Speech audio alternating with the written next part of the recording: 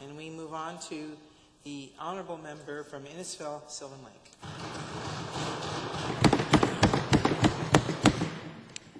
Thank you, Madam Speaker.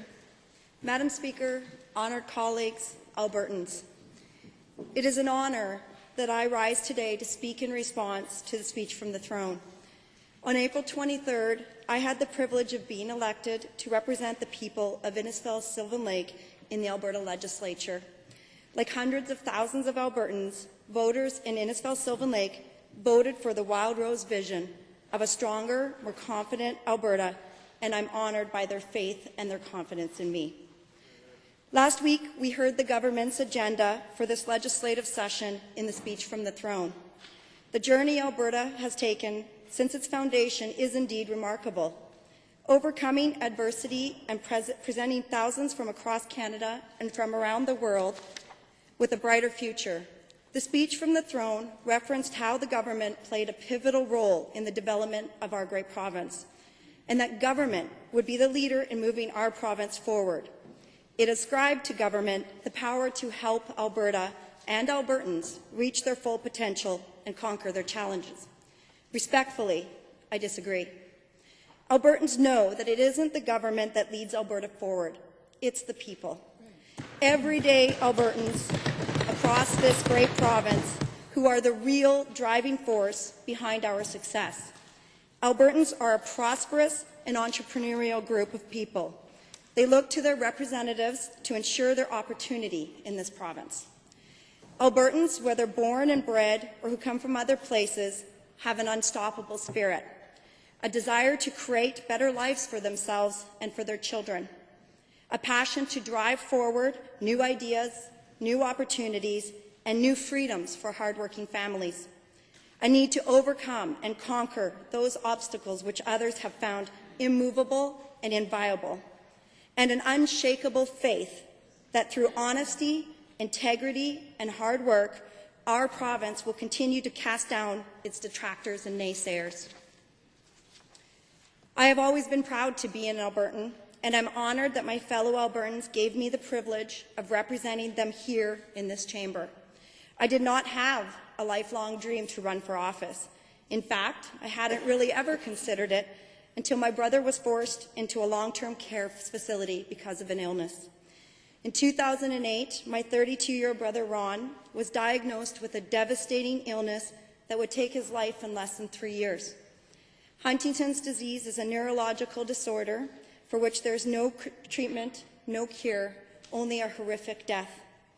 During that time, my brother Ron required admission to a long-term care centre, which at age 32 was a difficult development to take for my brother.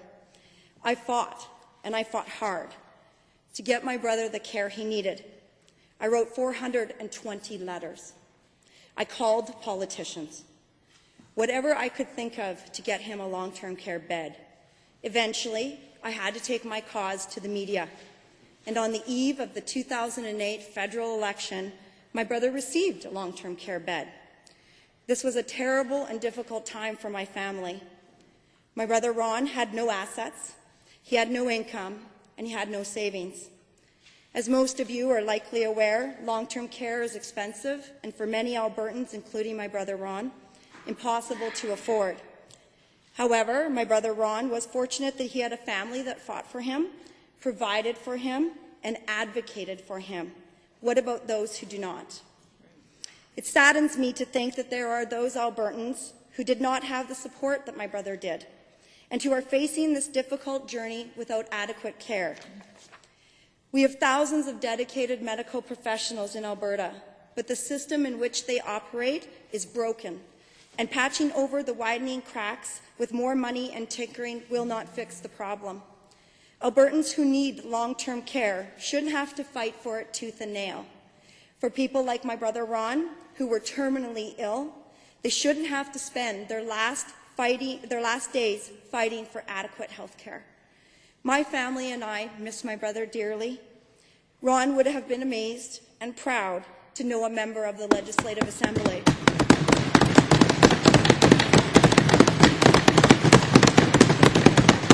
He would have been honored to know that because of him, I have chosen to serve the public in the best way that I can. I am saddened that he is not here today to stand by me, to encourage me, guide me, and watch his sister rise and speak in the legislature. But his journey is my inspiration to fight for a better healthcare system for all Albertans.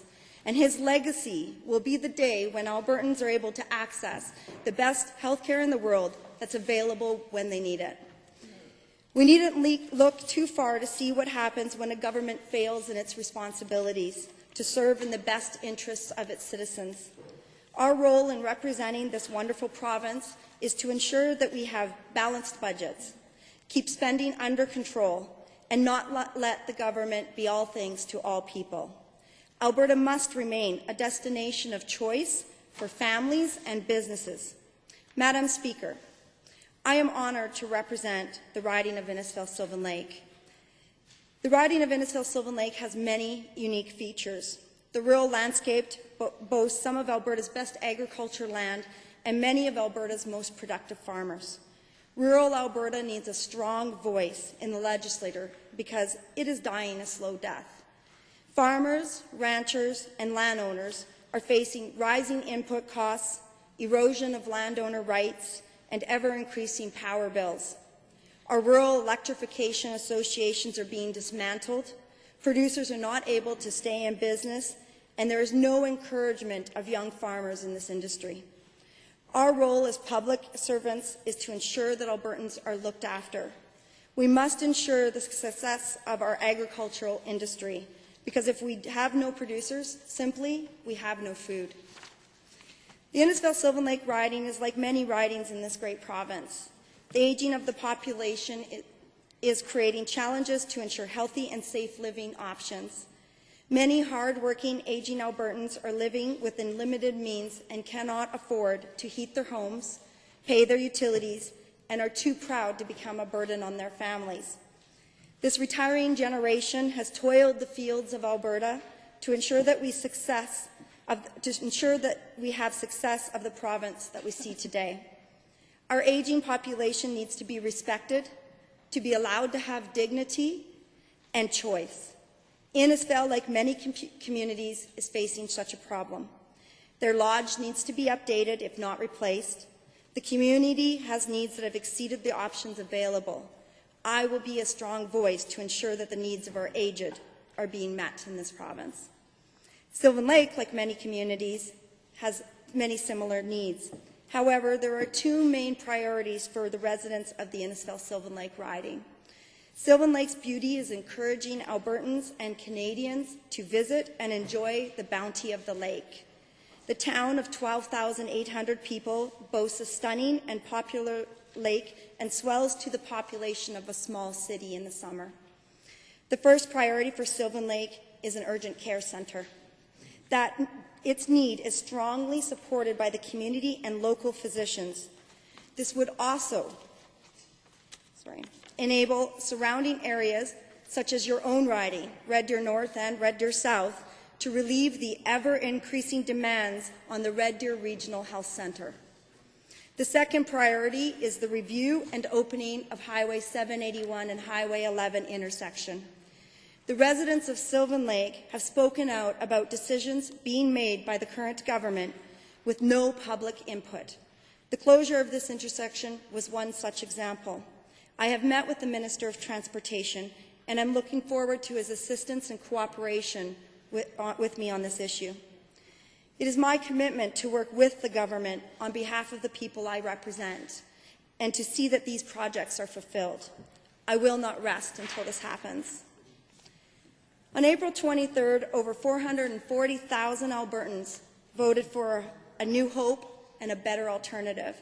They voted for Danielle Smith and the Wild Rose. Oh, sorry, I'm not allowed to say that, sorry. A party with new ideas that will put Albertans first. Our approach is clear and simple. Prudent spending, saving for the future, genuine health reforms, support for our everyday hardworking families, protections for seniors, and true accountability for all Albertans. Over the next 4 years, Wild Rose will be offering a real conservative alternative We will offer new ideas to the failed policies of the past. We will listen to Albertans rather than telling them what they should be, what they should do, or what they should say. We will shed the light of the day on those practices and policies which the government would prefer to keep hidden.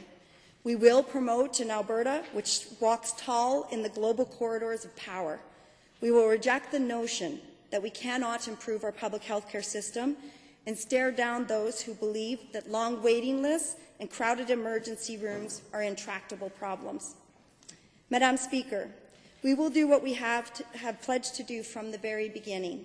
We will do something remarkable.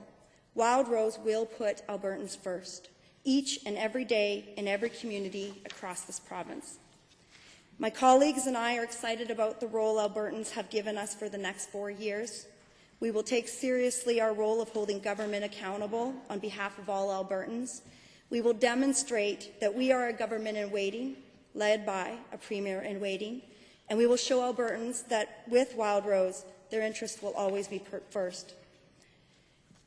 Honourable members, I extend my congratulations to each and every one of you. I realize that the next few years will be challenged, but it will be an exciting challenge. I look forward to the promise of a more open and transparent government, cooperation amongst all parties for the betterment of all Albertans, and ensuring that every riding is treated fairly. I look forward to working with each and every one of the members of this fine House to help strengthen our communities, bring dignity to our elected members, and show all Canadians what a beautiful and hardworking province Alberta truly is. Lastly, but not leastly, I would like to say thank you to my husband, Brad, and my family. Their unwavering support, dedication, and strong belief in my abilities make me work harder every single day for the riding of Innisfil-Sylvan Lake. I look forward to the next 4 years, and thank you.